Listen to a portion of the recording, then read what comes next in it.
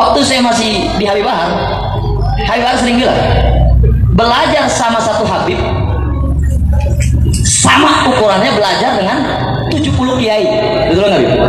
Satu Habib, walaupun Habibnya jahlun, maksudnya bodoh kata Habib Bahar, itu ukurannya perbandingannya amat 70 kiai yang alim.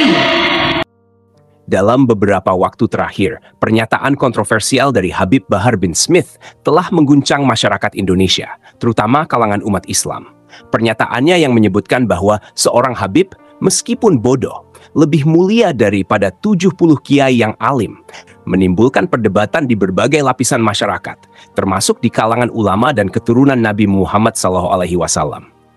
Hal ini menimbulkan banyak pertanyaan. Apakah benar seseorang yang berasal dari keturunan Nabi, meskipun tidak memiliki ilmu, lebih mulia dari ulama yang memiliki banyak ilmu agama? Pernyataan ini pun memicu reaksi keras dan respons dari berbagai pihak.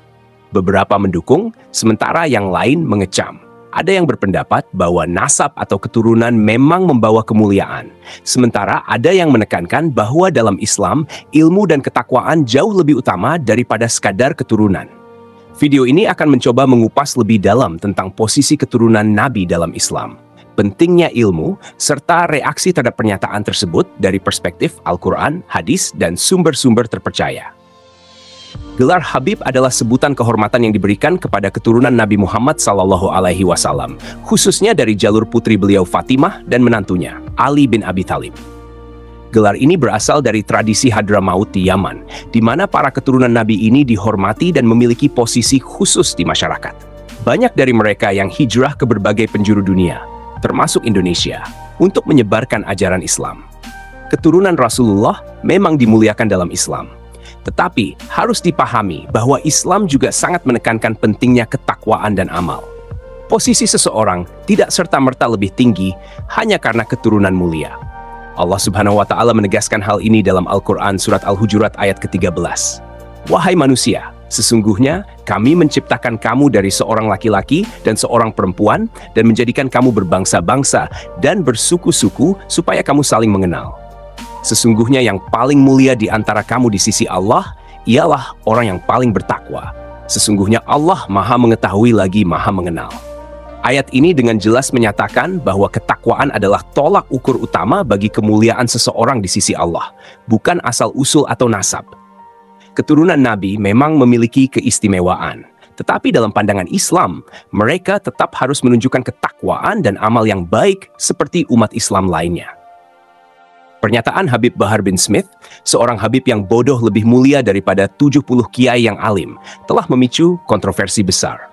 Banyak ulama dan tokoh masyarakat yang merasa bahwa pernyataan tersebut menyesatkan dan dapat memicu perpecahan di kalangan umat. Salah satu reaksi keras datang dari Rabita Alawiyah, sebuah organisasi yang menaungi keturunan Nabi di Indonesia.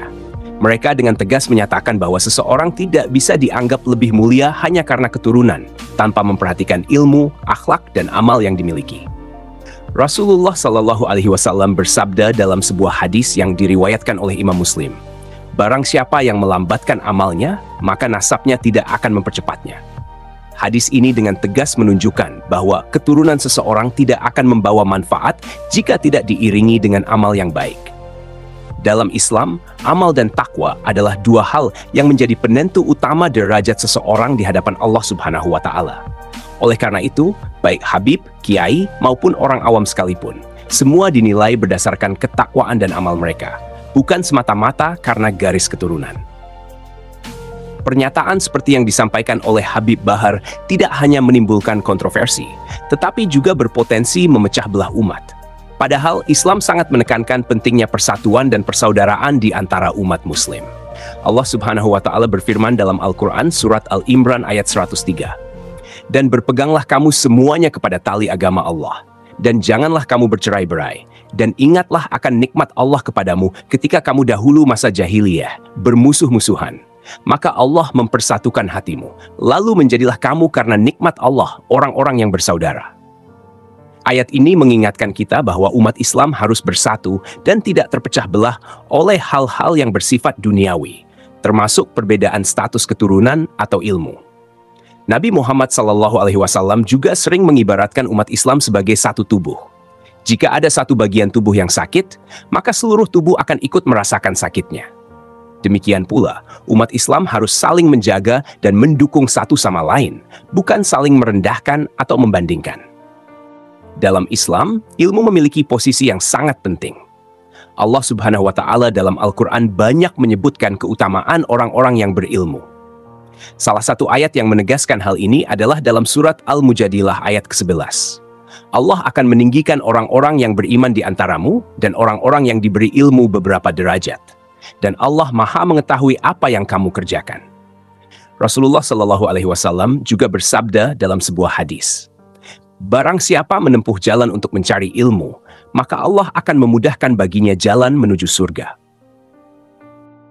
Hadis ini tidak hanya mengingatkan umat Islam tentang pentingnya ilmu, tetapi juga menjanjikan pahala yang besar bagi mereka yang bersungguh-sungguh mencarinya. Oleh karena itu, menjadi kewajiban setiap muslim untuk terus belajar, baik ilmu agama maupun ilmu yang dapat memberikan manfaat bagi masyarakat. Di dalam Islam, orang yang berilmu lebih utama dibandingkan dengan orang yang tidak berilmu, meskipun orang tersebut memiliki keturunan yang mulia. Keturunan Rasulullah Shallallahu Alaihi Wasallam memang sangat dihormati. Namun hal ini tidak mengesampingkan pentingnya amal dan ilmu. Amal ibadah dan ilmu pengetahuan yang dimiliki oleh seorang muslim adalah kunci utama untuk meraih kemuliaan di hadapan Allah Subhanahu wa Ta'ala. Berdasarkan ini, Rasulullah Shallallahu Alaihi Wasallam menegaskan bahwa ulama adalah pewaris para nabi.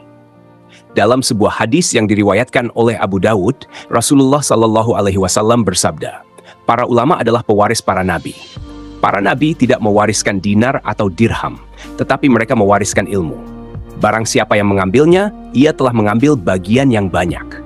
Hadis ini menunjukkan betapa pentingnya peran ulama dalam menjaga dan menyebarkan ajaran Islam. Mereka, baik yang disebut sebagai kiai, ustaz, atau guru agama, bertanggung jawab untuk membimbing umat, menjaga akidah, dan memperbaiki akhlak masyarakat. Peran mereka sebagai penjaga agama harus dijunjung tinggi, karena ilmu mereka adalah penerus dari wahyu yang dibawa oleh Nabi Muhammad Sallallahu Alaihi Wasallam. Oleh karena itu, tidak seharusnya ada perbandingan yang memecah belah umat dengan mengesampingkan peran ulama hanya karena perbedaan status keturunan. Islam tidak pernah mengajarkan umatnya untuk mengagungkan seseorang berdasarkan asal-usul keturunannya semata.